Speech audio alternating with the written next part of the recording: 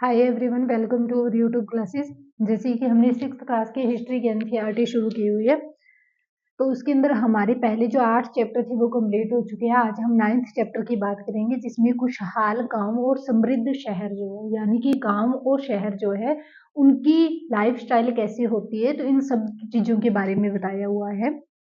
तो इसके अंदर हमें जो पहला पॉइंट देखने को मिलता है, वो पहला पॉइंट जो हमें देखने को मिलता है वो है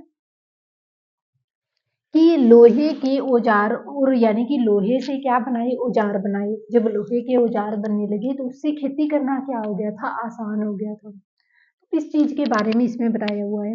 लोहे का प्रयोग आज एक आम बात बन चुकी है। लोहे की चीजें हमारी रोजमर्रा की जिंदगी का हिस्सा बन चुके हैं। इस उपमहाद्वीप में लोहे का प्रयोग लगभग कब शुरू किया गया था? 3000 साल पहले शुरू किया गया था। महापाषाण काल की कब्रों में लोहे के औजार और हथियार बड़ी संख्या में मिले हैं। इसके बारे में हम महापाषाण काल के जो कब्रों के बारे में डिस्कशन किया था कि उनके साथ में उनका मानना ये था कि मृत्यु के बाद भी एक जीवन होता है। तो जो भी चीजें उस व्यक्ति की जरूरत की होती थी, वो जब उस व्यक्ति को दफनाया जाता था उसके साथ ही वो दफना दी जाती थी। इनका मानना यही था कि मृत्यु के बाद एक व्यक्ति का जीवन होता है। और देखो क्या है, करीब क्या है 2500 साल पहले लोहे के औजार जो थे उनका प्रयोग बहुत ज्यादा बढ़ गया था, जिसमें जंगल को साफ करने के लिए कुल्हाड़ियां और जुताई के लिए हल के फाल शामिल हैं। जैसे कि हमने पीछे भी देखा है, तो कृषि उत्पादन बढ़ाने के लिए, यानी कि जो कृषि का प्रोडक्शन था उसको बढ़ाने के लिए कौन कौन से कदम उठाए गए थे। समृद्ध गांवों के बिना राजा और उनके राज्यों का बना रहना मुश्किल है, क्योंकि राजा के लिए कर का स्रोत उनका गांव ही होता है जहां पर वो शासन करते हैं। जिस तरह के कृषि के विकास में नए औजारों और रोपाई के महत्वपूर्ण कदम उठाए गए थे, उसी तरह सिंचाई भी काफी उपयोगी साबित हुई थी। इस समय सिंचाई के लिए नहरें, कुएं और तालाब, कृत्रिम जलाशय बनाए गए थे। जैसे आप ये देख सकते हो, तो ये क्या बनाए गए हैं, ये लोहे के औजार बनाए गए हैं। इसमें ये दिखाया गया है कि उस समय के जो औजार थे वो कैसे हुआ करते थे, तो ये दिखाया इसमें। नेक्स्ट इसमें देखो क्या बताया गया है। इस चार्ट के अंदर क्या है, ये वाला चार्ट है।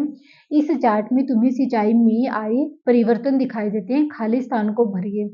लोगों के द्वारा परीक्षण किया गया था, किसानों को लाभ मिला क्योंकि अब उत्पादन की अनिश्चितता घट गई थी। ठीक है, कर अदा करने के लिए किसानों को उत्पादन भी बढ़ाना था। राजाओं ने सिंचाई की योजना बनाई और धन को खर्च किया था। ये तो सिंपल है, इसके अंदर ये छोड़ो, आप देखो कि गांव के अंदर कौन रहता था। उपमहाद्वीप के दक्षिण और उत्तर हिस्सों के अधिकांश गांवों में कम से कम 3 तरह के लोग रहते थे। ठीक है, तमिल क्षेत्र में कितने तरह के लोग रहते थे, तो 3 तरह के लोग रहते थे। तमिल क्षेत्र में बड़े भूस्वामी को, ये तो सी टेट के अंदर मोस्ट इंपोर्टेंट है। यहाँ से तो वर्ड जो है उनके क्वेश्चन हर बार पूछे जाते हैं, इसको तो अलग से अंडरलाइन करके ही पढ़ लेना। इसके अंदर क्या होता है, बेलार। बेलार किसे कहा जाता है, जो बड़े बड़े भूस्वामी होते थे, जिनके पास में हजारों हजारों एकड़ जमीनें हुआ करती थी, तो उन्हें क्या नाम दिया गया, बेलार का नाम दिया गया था। ठीक है, और जो क्या होते थे, उणवार। उणवार किसे कहा गया है, तो उणवार जो क्या होते थे, जो हल चलाने का काम करते थे, हलवाए, तो उनके लिए किसका इस्तेमाल किया गया है, उणवार शब्द का इस्तेमाल किया गया है। एक होता है दास कैंडसियार या फिर अदमई। ये किसे कहा जाता है, भूमिहीन मजदूर, यानी कि जिनके पास में कोई भी भूमि नहीं होती थी, जो दूसरों की जमीन के ऊपर खेती करने का काम करते थे, खेती में उनके सहयोग करने का काम किया करते थे, उन्हें क्या नाम दिया गया है, दास कैंडसियार या फिर अदमई का नाम दिया गया था। ठीक है, देश के उत्तरी हिस्सों में गांव का प्रधान किसे कहा जाता है, गांव का प्रधान जो है ग्राम भोजक को कहा जाता है। अक्सर एक ही पीढ़ी के होते थे, यानी कि ग्राम भोजक होता था। ये पद क्या है, वंशानुगत पद बनाया गया था, यानी कि पहले उसके दादा बना ग्राम भोजक, फिर उसका बेटा बन जाता था, फिर उसका पोता ग्राम भोजक बन जाता था। यानी कि इस तरह से क्या है, पद के अनुसार एक ही परिवार के जो लोग होते थे ना, वो बनते रहते थे ग्राम भोजक। ठीक है, ग्राम भोजक कौन होता था, तो गांव का जो प्रधान होता है वो ग्राम भोजक होता था। और सीटेट एग्जाम के अंदर इस प्रकार की जो वर्डिंग है ये बहुत ज्यादा पूछी गई है। ठीक है, अब नेक्स्ट देखो, यानी कि ये पद क्या था, तो ये अनुवांशिक पद बन चुका था। ग्राम भोजक के पद पर आमतौर पर गांव का सबसे बड़ा भूस्वामी होता था। साधारणतः इसकी जमीन पर इसके दास और मजदूर काम करते थे। इसके अतिरिक्त प्रभावशाली होने के कारण प्राय राजा भी कर वसूलने का काम इसी को सौंप देता था। वे न्यायाधीश का और कभी कभी पुलिस का काम भी करते थे। ग्राम भोजकों के अलावा कुछ स्वतंत्र किसान भी होते थे, गृहपति, जिन्हें क्या है, कुछ स्वतंत्र जो किसान होते थे जो ग्राम भोजक के अंडर नहीं आते थे, उन्हें क्या नाम दिया गया है, तो उन्हें गृहपति का नाम दिया गया है। इसमें ज्यादातर छोटे किसान ही होते थे। इसके अतिरिक्त कुछ ऐसे स्त्री और पुरुष थे जिनके पास में अपनी जमीन नहीं होती थी, और वे उन्हें क्या कहा गया है, तो उन्हें कामगार, यानी कि ऐसे व्यक्ति जिनके पास में अपनी जमीन नहीं होती थी, वो किसी दूसरे के यहाँ पर काम करते थे पैसों के अंदर, ठीक है। उन्हें क्या नाम दिया गया है, तो कमगार का नाम दिया गया है, जिन्हें दूसरों की जमीन पर काम करके अपनी आजीविका चलानी पड़ती थी। अधिकांशतः गांवों में लोहार, कुम्हार, बढ़ई और बुनकर जैसे बहुत मतलब कुछ हमें शिल्पकार जो है वो भी देखने को मिलते हैं। अब ये कहते हैं प्राचीनतम जो तमिल रचनाएं है ये क्या है, तो जिसे क्या नाम दिया गया, प्राचीनतम जो तमिल की रचनाएं है उन्हें क्या नाम दिया गया है, संगम साहित्य का नाम दिया गया है। तमिल की प्राचीनतम रचनाओं को संगम साहित्य कहते हैं। इनकी रचना कब की गई है, 2300 साल पहले की गई है। इन्हें संगम इसलिए कहा गया है क्योंकि मदुरई के ये है कवियों के सम्मेलन में इनका संकलन किया गया था। गांव में रहने वालों को जिन तमिल नामों का उल्लेख यहाँ पर किया गया है वे संगम साहित्य के नाम है। अब इसके अंदर ये एक कहानी दी गई है, तो ये कहानी भी यात्रा वृतांत की तरह काफी इंपॉर्टेंट है। तो जातक कथाएं क्या होती हैं, जातक कथाएं जो होती हैं उनके जन्म की जो कथाएं होती हैं उन्हें जातक कथाएं कहा जाता है। ये वो कहानियां हैं जो आम लोगों में प्रचलित थी। बौद्ध भिक्षुओं ने इनका संकलन किया। यहाँ एक जातक कथा दी गई है जिसमें यह बताया कि एक निर्धन किस तरह से धीरे धीरे क्या है धनी व्यक्ति बन गया था। यानी कि वो शुरू में बिल्कुल गरीब था लेकिन बाद में वो क्या बन चुका था, एक धनी व्यक्ति बन चुका था। उसकी ये पूरी कहानी दी गई है।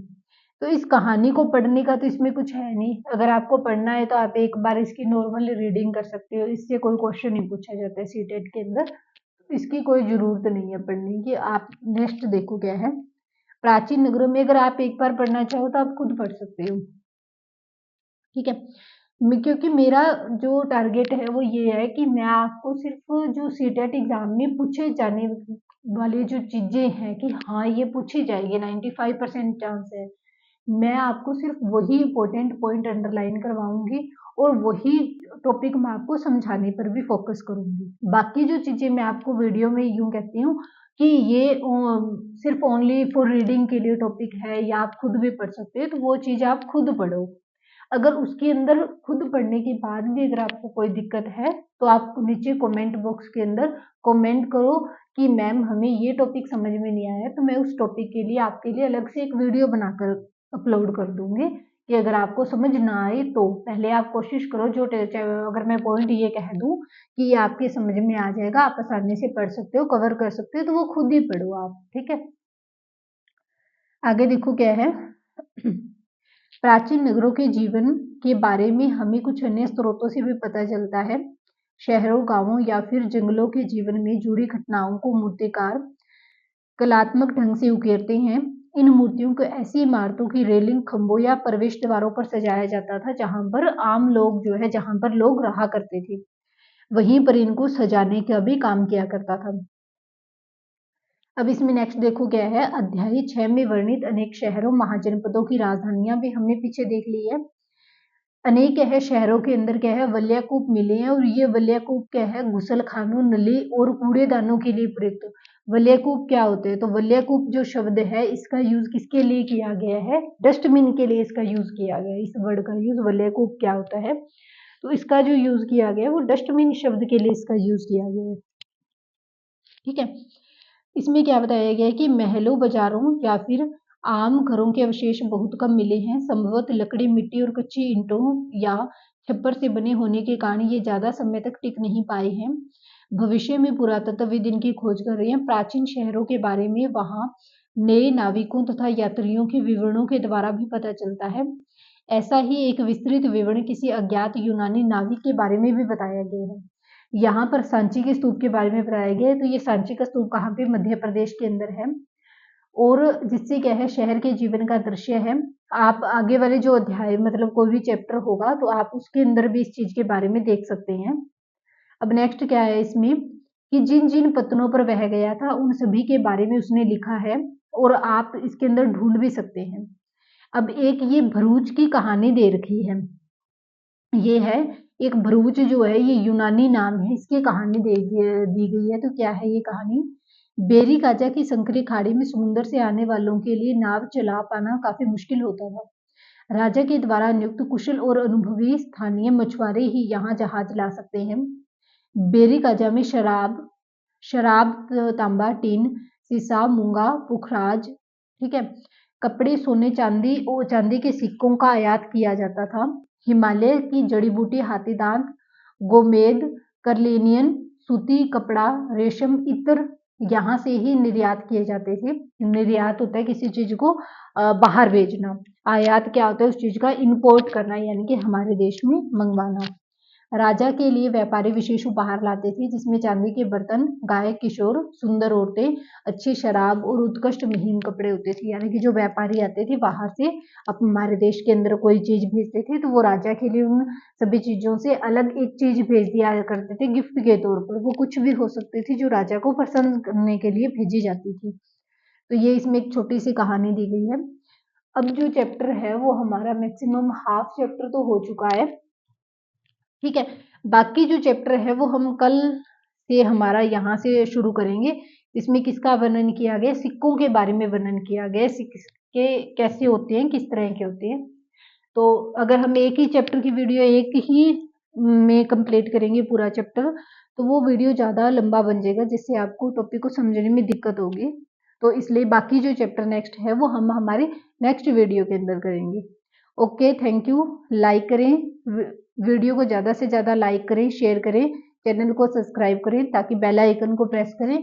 जो भी क्लास अपलोड की जाएगी नई वो सबसे पहले आपको उस क्लास का नोटिफिकेशन मिल सके और आप टाइम पे जाकर उस क्लास को देख सको, अपनी तैयारी को अच्छा कर सको ताकि पहली बार में हम हमारे सीटेट एग्जाम को क्रैक कर पाए। Okay, thank you.